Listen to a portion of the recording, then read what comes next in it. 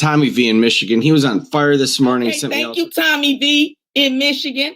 Yes, sir. If you share my prayers. Tommy V's on. Yeah, we'll jump over there. Tommy V doing great stuff over there.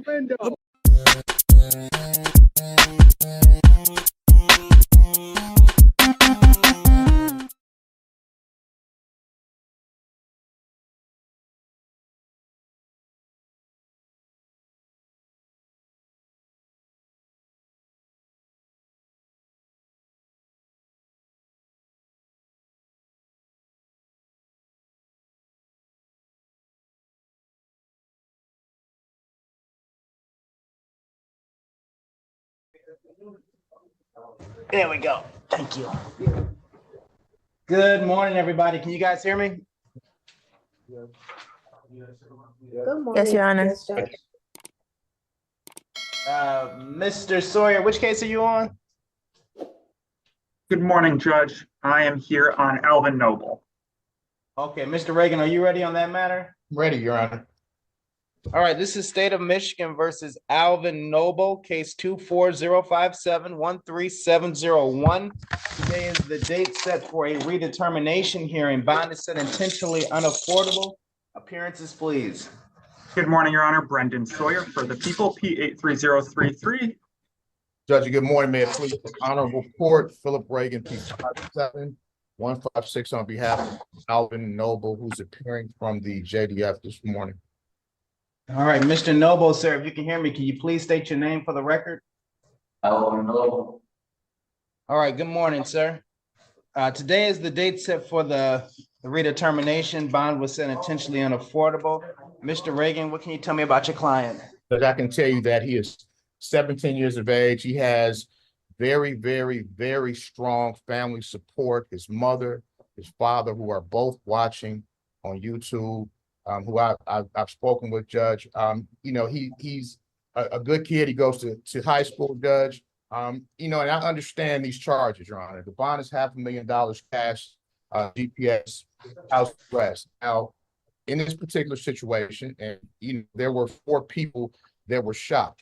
And Judge, when we look at the reason, you know, these individuals were shot, it doesn't seem like this was an intentional shooting, but more of an accidental situation based on a story that we've gotten that the police have put together. Now, I'm not going to sit here and argue the case. I don't want to get too deep into the case, but you know, Mr. Noble doesn't have any juvenile history to my knowledge. I know, you know, what Mr. Sawyer is going to do. He's doing his job. You know, there was a 3-year-old that was shot. There was a 6-year-old that was shot. There was another individual shot. Very tragic, Your Honor. And I'm not trying to demean the situation in any way, shape, or form. But there are a lot of different circumstances and moving pieces that will be brought out later that the court will see throughout this process. It's not as simple as Mr. Noble pulls out a gun and starts to shoot at people. It's not that simple, Judge. And it's going to be a lot more that comes up. All I'm saying is that I think the court could use a less restrictive measure than to keep him incarcerated. We're not at trial. We're not, you know, trying to define guilt or innocence at this time. We're just dealing with bond. His dad, he lives with his dad. He could be tethered to that residence. Doesn't have to come out the house. I think that could work right now. We're not talking about getting rid of the case, dismissing it. We're just talking about keeping him away from the complaining witnesses, which he has no you know, issue with doing. I'm asking the court to reduce the bond to a $500,000 personal bond with a GPS tether, with house arrest. Again, no juvenile history, Judge. He's 17, doesn't have any prior incidents like this. This is, I think, something that was unfortunate, isolated, and in talking to the parents, Judge, I think that they will make sure that he doesn't come out the house and he stays home while this case is pending. So that's what I'm going to ask the court to do, Judge. All right. Thank you, Mr. Reagan. Mr. Sawyer? So, Your Honor, I believe the current bond is appropriate at $500,000 cash, no 10%. Let's talk about danger to the community. This is a shooting that took place at a park just north of Cody High School there. 4 shots were fired and 4 shots took effect. And I think that's the thing that, you know, there may be more to it, but the gun didn't just go off. Ultimately, there's a 3-year-old who was struck just playing nearby, as well as a 6-year-old who was struck. One 18-year-old who is pregnant. She was in the hospital still as of Friday. Another 18-year-old victim who was shot in the face, also still in critical condition at the hospital. It's a pretty, there was a lot of people there. It was a dusk sort of time there at the park. Certainly no reason for this to happen. ShotSpotter only picked up 4 shots. There are 4 9mm casings at the scene. There's no evidence that there was any other shooter or anything like that. Ultimately, when Mr. Noble was arrested, he was interrogated, and he later gave a statement admitting to being at the park that night and to firing shots, as indicated. And he also indicated in that statement that he had owned this particular firearm for 2 years, which would mean that he had had this handgun since he was 15 years old. As to the likelihood of non-appearance, at the time of his arrest, Mr. Noble and his house where he resided were under surveillance, and officers observed him and another family member departing the house and entering into a vehicle with duffel bags and backpacks. Ultimately, I think that's evidence of an attempted flight. And for those reasons, Your Honor, I do believe the bond is appropriate where it remains. Thank you. And Judge, just briefly, Your Honor, I mean, I think that duffel bags and getting into a car is not necessarily evidence of flight, but I would also just say, Judge, that, people react differently in different situations. Now, I know the court has read the investigator's report, and the court understands that there were only 4 shots that the police found.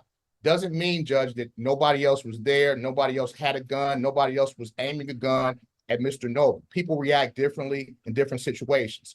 And sometimes, it happens that way, Judge. And I'm not saying that, you can interrogate a 17-year-old and he's going to tell you factually what really happened. I mean, I don't even look at that interrogation as anything at this point, Judge, because it may be thrown out completely because I don't know the circumstances of it. He's 17, I don't know what happened, Judge, but I don't want to argue it again. And I'm not going to be linger the point, Judge, because I know all you're doing is setting bond today. And I'm just asking the court to consider the fact that he's not a juvenile person that's in the juvenile system. And I think his parents, he has strong support. And I think that he could be on house arrest in this situation, and that would suffice. He didn't go out trying to look for somebody to shoot, Judge. That wasn't the situation. This, I think, was more of an accidental situation that's tragic. It's tragic, could have been avoided. I agree, it could have been avoided. But Judge, it wasn't a situation when he was looking to shoot somebody, and that was the situation. So I'm asking the court to take all that in consideration when setting bond. Okay. The defendant in this matter is 17 years old, and if this matter was charged in the normal course as a juvenile, bond could have been denied in this manner. I have to consider all of the factors when determining a bond, and that age plays a big role in that. This is a 17-year-old. This is a minor charged with a crime and some very, very serious allegations. Bond is set intentionally unaffordable at $500,000 cash, which is essentially a remand. Based on the arguments from both Mr. Reagan and Mr. Sawyer, as well as reading the investigator's report, I believe that, one second.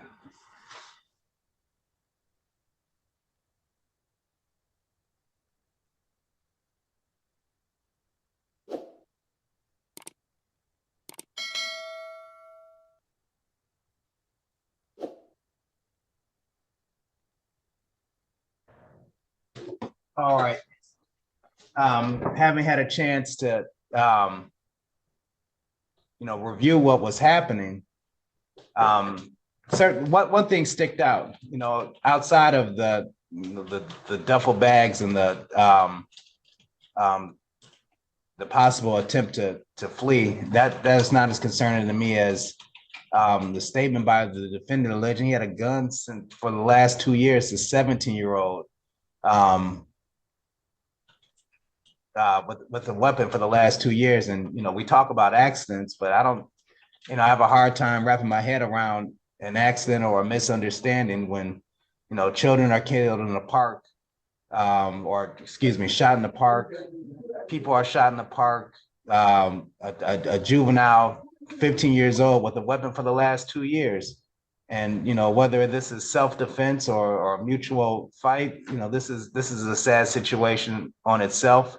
I don't believe that the people who are responsible for supervising these individuals have proven that this is a smart idea.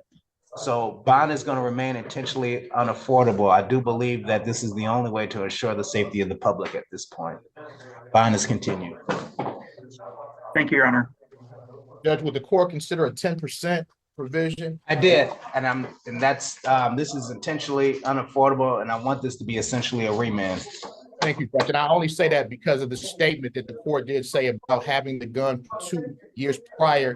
And Judge, that, you know, I take that statement. I'm not sure if it's true. I'm not sure of the context of it.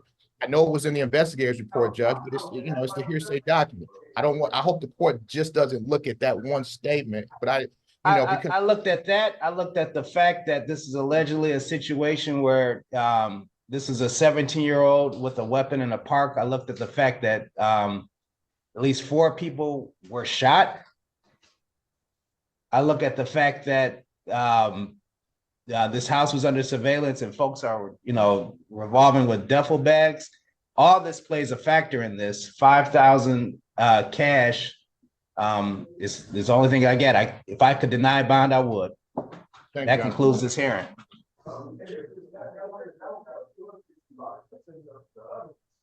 Gentleman on the 8th floor, can you tell me your name? Anthony Harris. One more time, sir. Anthony Harris.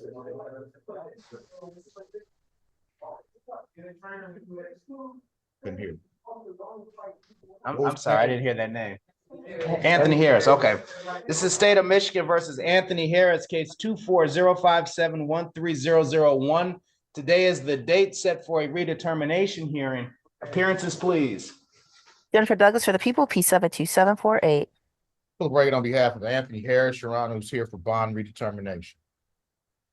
All right, today is the date set for redetermination. Good morning, Mr. Harris. Mr. Reagan asked to bond. And let me ask Mr. Harris, Mr. Harris, did you have a retained lawyer on this matter? I apologize. Did you have Mr. Weiner on this case? I'm sorry, I can't hear you. I can't hear you. Did you have Mr. Weiner on this particular case? Can you hear me? Not for sure. I think so. Well, regardless, Judge, let me go ahead. I'm not for sure. Yeah, I'm not for sure. Okay, Judge, let me just tell you about Mr. Harris. He's 32. You know, this case, Judge, these cases stem back from January 8th. He had two matters. Domestic violence, Judge. January 8th, 2024, and then January 11th, 2024. Now, they weren't signed, Judge, until May the 8th of 2024. When I interviewed Mr. Harris a few days ago, he had just spent the night. Mr. Reagan, yes. I don't want to slow you down, but I don't want you to argue what I don't have in front of me. I just have the one case and the incident date is May 2000, May of this year. You just have the May case? It's the May 4th date.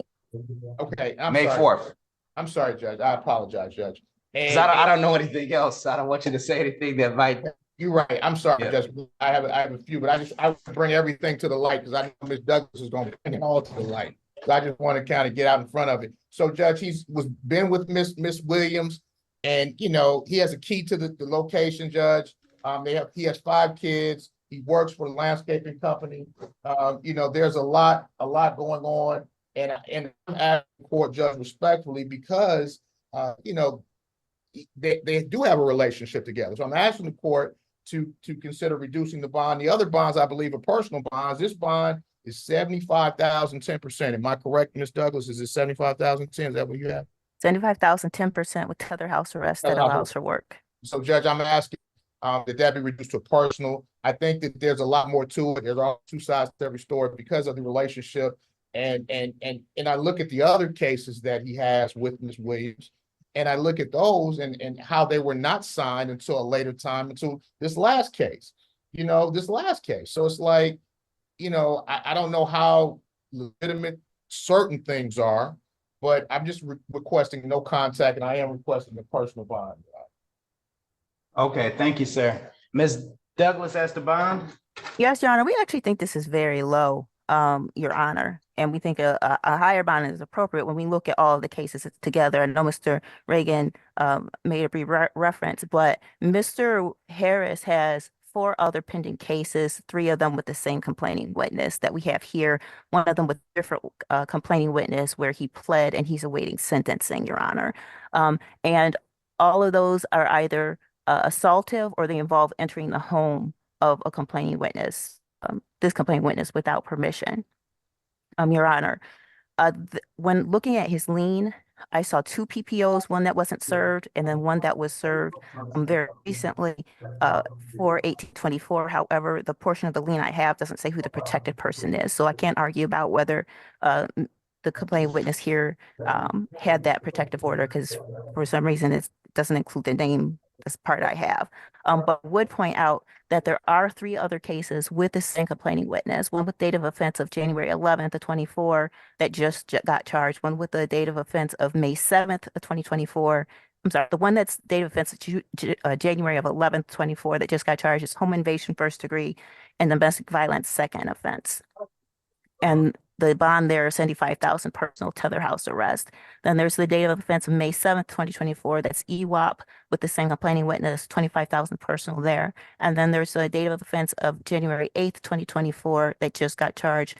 And that's a DV, Your Honor. So multiple incidents with this same complaining witness. And I would point out that with the home invasion case, Mr. Harris was accused of entering the home through a window where the complaining witness's son was present, and then later assaulting her, although the child wasn't witness to the assault.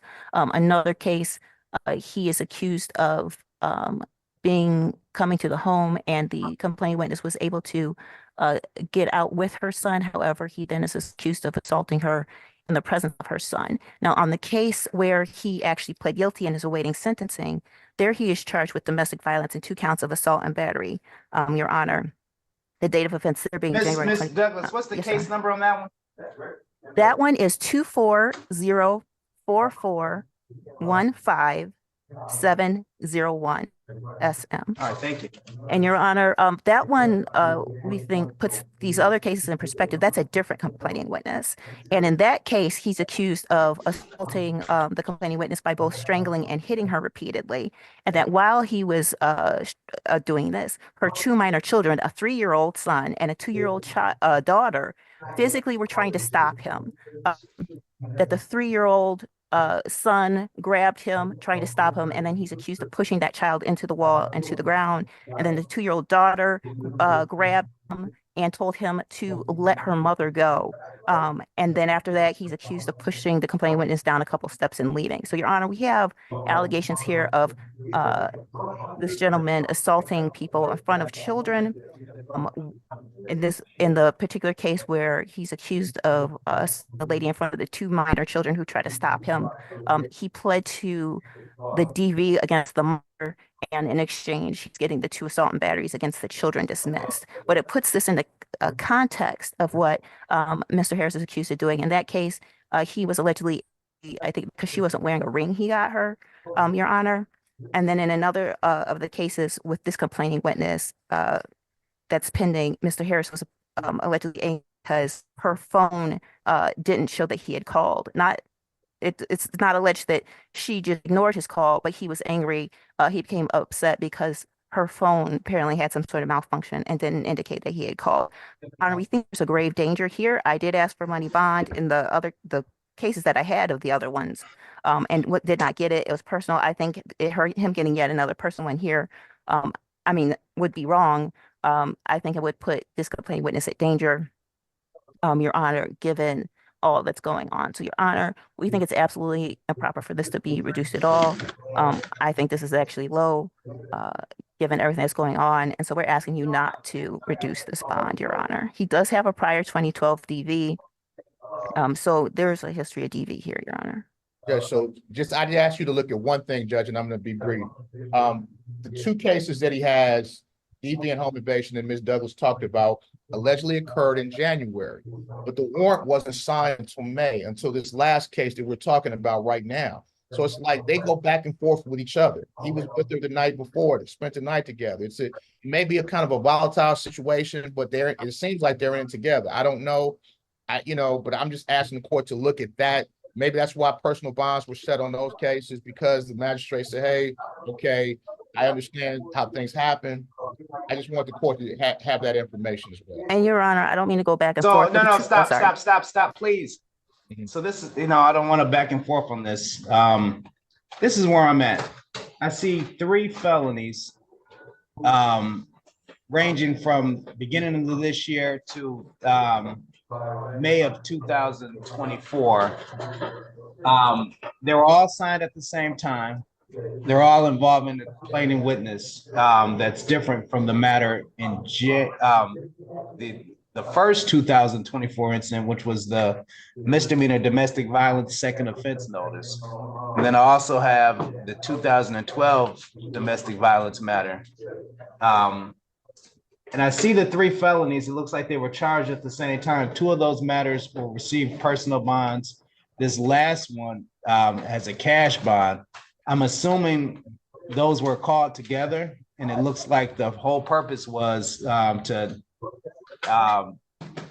set a cash bond with the understanding that there are 2 other matters still out here. And take it to note that these were all signed at the same time, but I also have to realize that this person was awaiting sentencing for another assaultive matter. This is a entirely different woman, and that leads me to believe that this is a situation where I can't have this person trusted to be out in the community without a high cash bond. I think this is the only way that's possible.